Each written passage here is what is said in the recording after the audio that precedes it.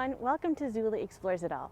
As you can see, I've had a little bit of a change of scenery, and that's because I decided to move to the Bay Area for the time being.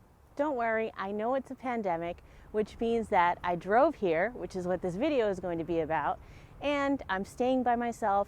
I'm not interacting with anyone, so I can't potentially contaminate someone else or end up exposing myself. Today I want to talk about the 10 things I learned during my first ever road trip. As you know, if you watch my previous videos, I actually did not drive before last year, which means that I had never been on a road trip before. I mean, I'd been on a road trip, but I'd never driven on a road trip before, a really long one. So this was my first time where I was really driving somewhere all by myself, and it was going to be an adventure. I actually moved a while ago, but with the holidays and everything, I haven't had time to record until now, which is why I'm doing this video today. Now, as you all know, I am very serious about pandemic safety, which means that I had a lot of plans going into how I was going to deal with my road trip, how I was going to handle moving to a new place, and potentially having to do things that would expose me. So I really wanted to minimize the danger and maximize the amount of time that I spent completely alone. So the first thing I want to talk about is packing the car. I was bringing food with me. I was bringing everything that I really was going to need so that I wouldn't need to go to the store for the first couple of weeks that I got here. And that meant that I needed a lot of stuff in my car with me. I had this idea that I was going to take 30 minutes to load the car before I left. It was Monday, I think? Sure, a Monday. Before I left, I was leaving my plan was to leave at 6 a.m. And needless to say, that didn't happen.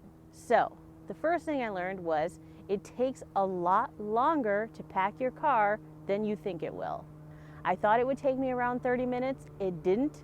It took at least an hour. I would say an hour and a half. This is including like me making my lunches and everything that I was going to bring with me so that I wouldn't have to stop anywhere or eat anything outside of what I had prepared.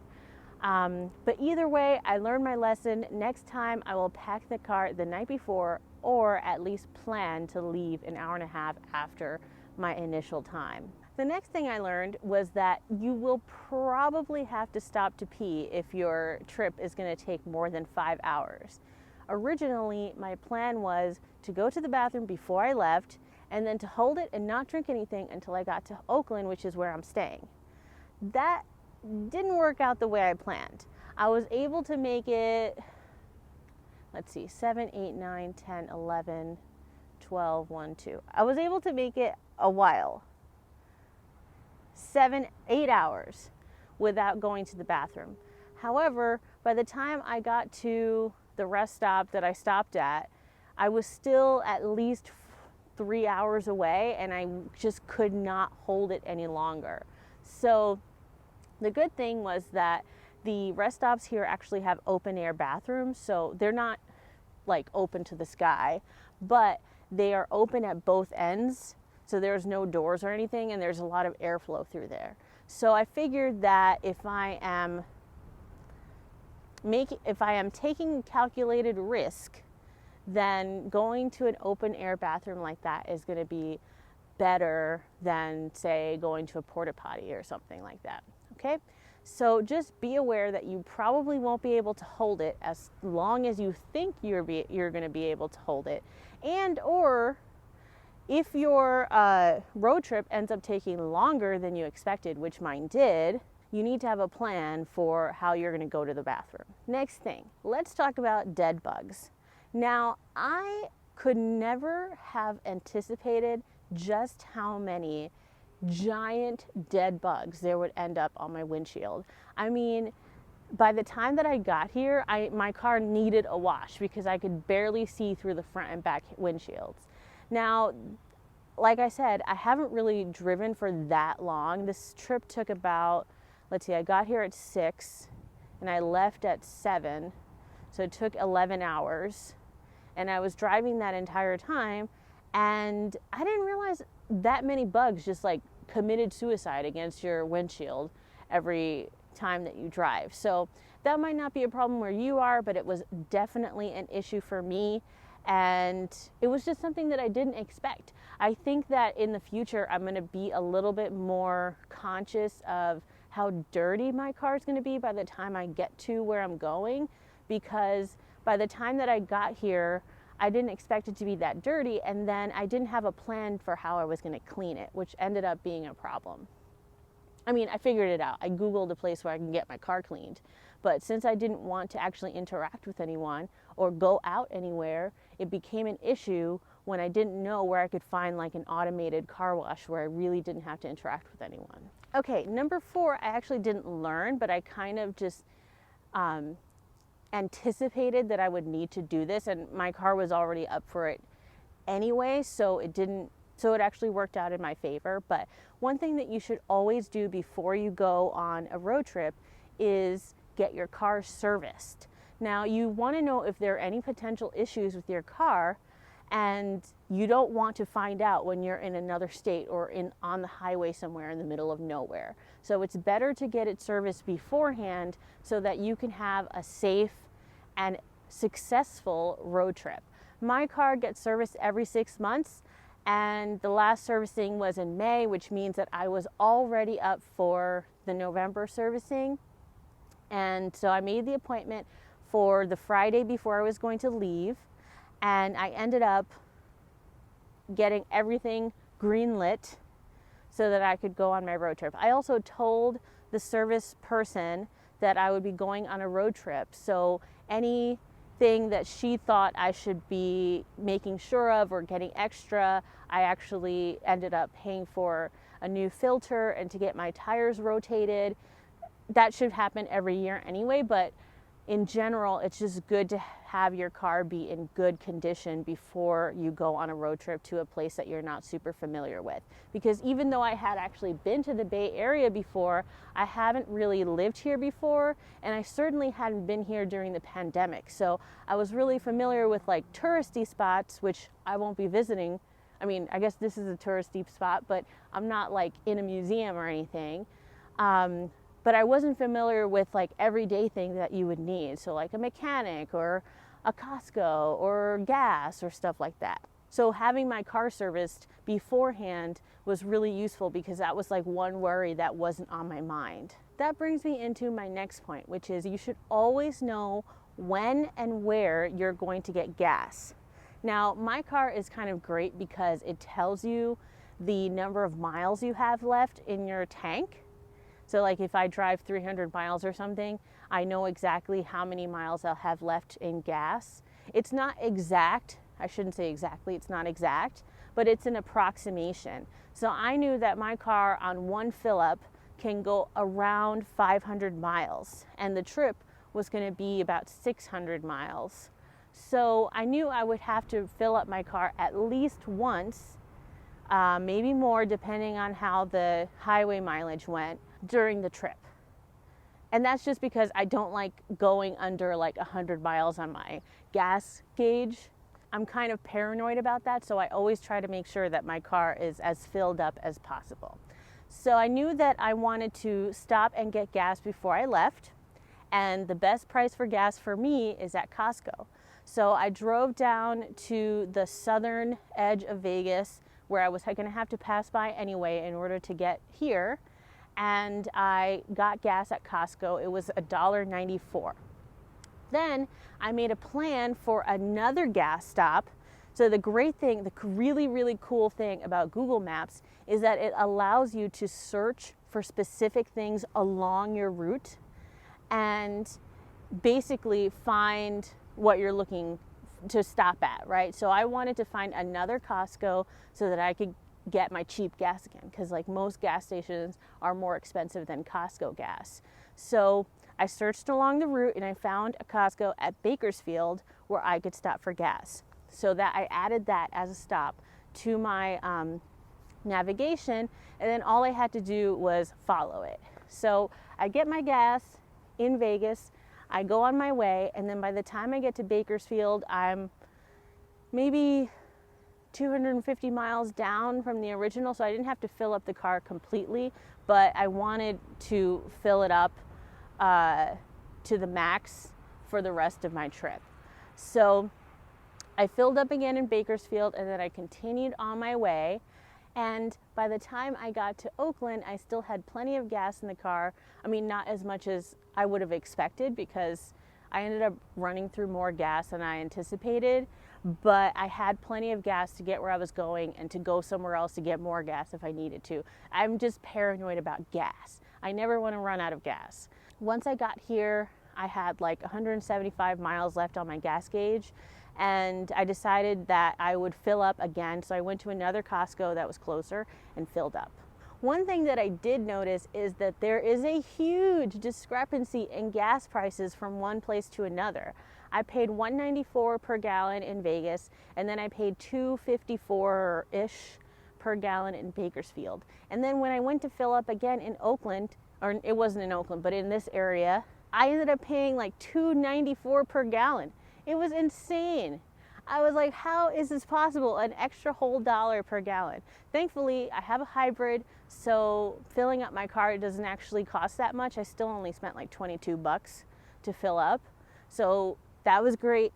But if you have a gas guzzler, definitely be aware of how much gas is going to cost on your road trip. That brings me to my next point, which is your road trip is going to take longer than you expected, and you're going to arrive later than you expected. Now, when I searched my Google Maps, I was completely convinced that I was going to be able to do this in 8 hours and 32 minutes like I originally planned. Blah, blah, blah. I'm going to drive straight through. I'm not going to go to the bathroom. I'm not going to do this. I'm not going to do that. False. Everything that I thought was going to be fast took a lot longer than I originally anticipated. Having to stop to go to the bathroom when I didn't expect to. Having to stop for gas at Bakersfield took longer than I expected because it was packed. I'm like, don't these people have jobs? Why are you here at 11 a.m.? But whatever.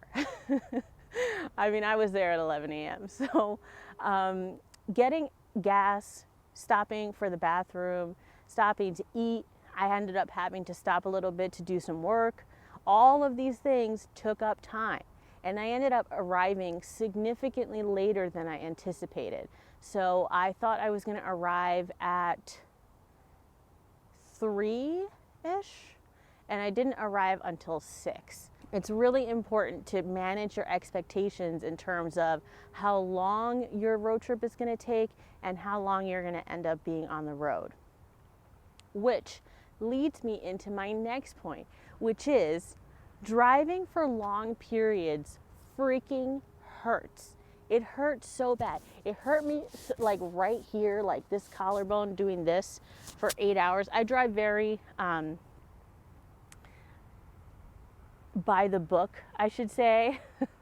I'm like very intense about like following rules. So I'm driving like this at 10 and 2, and after a while, after like 5 hours, my collarbone right here, I don't know why it was only this one, but this area right here was fucking killing me. I was dying. I ended up needing to stop again sooner and more often than I originally expected. And it was mainly because I just needed to stretch. My body was locking up so bad. I was driving by myself. I couldn't hand the steering wheel over to my dog, so I had no choice but to stop, stretch, do a little this, do a little of that, and do some walking so that I could continue on my way. It was rough. I was not expecting how rough it was going to be to drive for that long by myself. I was not prepared. And I don't know, like, if any of you have advice on what exercises I should do in order to get stronger so that this doesn't hurt like hell after 6 hours of driving, let me know down below, because I couldn't figure it out. Like, I couldn't figure out what I needed to stretch, what I needed to work on. And I'm sure this won't be the last road trip I take, so it's really important for me to figure that out. Another thing I really recommend that I was kind of taken by surprise about is to have a plan for tolls. Now, Vegas doesn't have any toll roads, and since I have the only other like kind of driving trip that I've taken is to the Grand Canyon, and that also doesn't have any tolls. So I was completely unprepared for tolls, even though I come from the East Coast and we have tolls up the wazoo. Like there's literally a toll every 5 seconds on the East Coast. But over here, I'd never encountered it. So I really wasn't prepared. I was like, oh shit, I don't have cash. I don't have coins. Like, how do you pay tolls? What is tolls? And I was just really anxious about it. Thankfully, the place where I was going actually didn't have any tolls. Like the tolls started after where I was actually stopping. So I got lucky in that because I didn't have a plan for them. And I kind of would have been a little bit screwed. Well, not really, because it turns out that like all you have to do is drive through and they send you a bill in the mail. That's how it works now. But I didn't know that. So in my head, I would have been screwed. I did find out that there's this really cool app called Uproad, which allows you to pay tolls from your phone. So what happens is you go into the fast track lane and the toll department, I don't know, whatever, sends a message to Uproad. You have to tell them like your license plate and stuff. And then Uproad deducts the money from your app, I guess. So I've used it once so far. It works fine and it's very easy to set up. Your car is set up overnight. So if you're going somewhere that does use Uproad, it could be really useful for you. The next thing that I really thought about before I actually left on my trip, but became super important, and I felt really proud of myself for thinking of it once I was actually on my trip, is to make sure that I had a way to charge all of my technology. So a lot of the footage that you've seen in this video came from my GoPro that I had mounted on my car. And I would not have been able to actually run the GoPro for as long as I did if I had not purchased a little replacement battery charger. So if you have a GoPro, you know that in order to charge the battery, you have to put it in the GoPro and then connect it to a power source. Obviously, if I wanted to use the GoPro the entire time, I would not have been able to do that. So what I did was buy an external charger where you put 2 batteries in it and then you connect that to an external power source. So I connected that to the USB port in my car, and basically I just swapped out batteries and SIM cards, but SIM cards less so. I swapped out batteries every time my GoPro died. That ended up also adding time to my road trip time because I had to pull over, change the battery of the GoPro, and then get back on the road, which didn't take that long, but it added up after a while. But it's really important to have an idea of how you're going to charge your tech. How are you going to charge your phone? How are you going to charge your camera? How are you going to charge your headlamp? I don't know. Whatever you're bringing with you that is electronic and uses a battery, you need to figure out how you're going to keep it running, because you don't want to be on the road already and have no way to charge the things that you wanted to use. Now I can get to my last point, which is be prepared to improvise. Before I started this road trip, I really expected that my plan was going to go exactly as I planned it out. It didn't turn out that way, and if I had been the type of person who gets really flustered every time something doesn't go exactly the way you planned it, I probably would have had a much harder time. But I needed to improvise the number of times I pulled over. I needed to improvise the number of times I got gas. I needed to improvise what my real expectations were. The other thing was that I thought I would get here while it was still sunny. I didn't. By the time I got here, it was really freaking dark, and I had not been expecting that. So if you understand ahead of time that things might not go exactly to plan, you won't be caught unawares, and you'll be more easily able to improvise once you're actually on the road. I hope you found this video entertaining or useful, whatever it is. I have some really exciting content coming. I'm going to try to go on as many hikes as I can. As you all know, California and a lot of other places are in serious lockdown, which is fine because mainly I stay home and work, or I will go outdoors and do something. So the lockdown doesn't affect me as much because I wasn't really planning on doing anything that is lockdown. But I do have some plans to show you some really cool outdoor stuff, some really cool natural things. I've gone to the beach already and it's been amazing. I haven't seen the ocean in I don't even know how long, but it is really feeding my soul right now. Like just being able, you probably can't hear it because of my mic, but just being able to hear the ocean waves behind me is just so beautiful. It is truly, it makes me so happy. I can't really express the amount of joy that I get just from being able to hear the ocean. Anyway, I digress. I hope you liked this video. If you got something out of it, make sure to press the like button. I'll also put down below the little gadgets and stuff that I brought with me for this trip in case any of you are going on a trip and you need to know like what you should bring with you. Look for that in the description box. If you don't want to miss out on any more of my cool content that I'm going to have coming up and that I've already put up, make sure to subscribe. I appreciate all of my subscribers. I love you guys, and I will see you next week. Bye.